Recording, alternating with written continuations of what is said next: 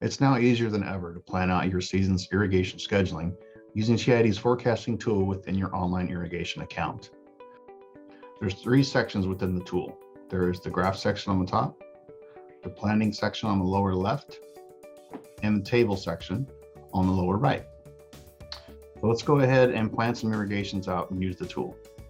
So in this parcel, in order to plan a delivery, you click on the configuration in the configuration window, click the down arrow, and the available irrigation types for this parcel will show up. There's 2 head sizes. So let's click the one that says flood for 28 CFS. Okay. Now the hours are down below. You can enter the hours simply by raising on the up arrow or lowering on the down arrow.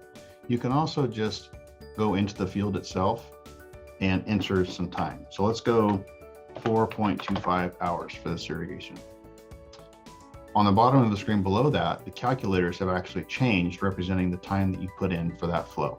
Okay, so for that irrigation for 4 hours, 4.25 hours, you'll see that 9.83 acre feet were used, a little over 5 inches, 13.3 hours remaining after this irrigation, 30.8 acre feet remaining, and 3.1 irrigations after this order.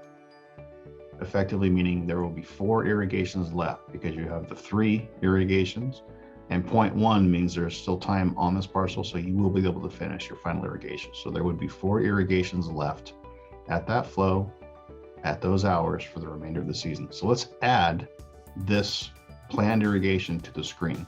So click add planned irrigation down below. You'll see that the graph updates. The blue bars represent the already billed irrigations for the irrigation season.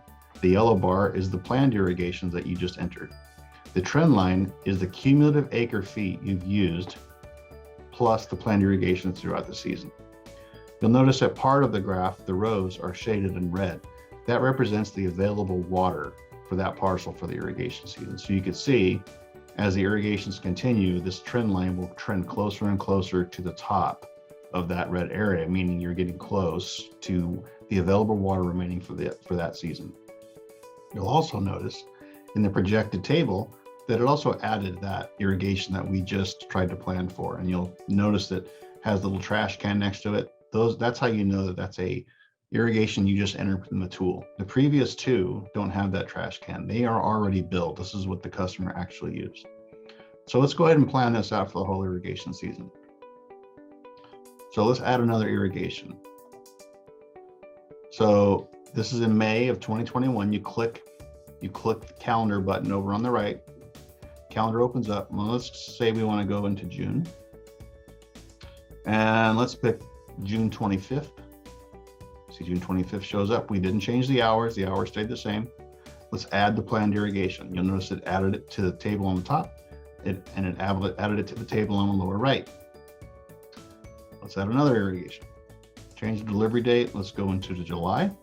Let's go July 25th. We didn't change the hours. We add the planned irrigation. It adds it, and you can see you can kind of see what's happening here. At that point, you've used 1, 2, 3, 4, 5 irrigations. You're getting closer and closer to that available water at the top of the red shaded area, and you have 0.1 remaining orders left, meaning there's 1 irrigation left for this parcel. So let's go ahead and go out to August 25th. Add planned irrigation, and there you go. This parcel would have been able to irrigate a total of 6 times at that flow with that many hours per irrigation.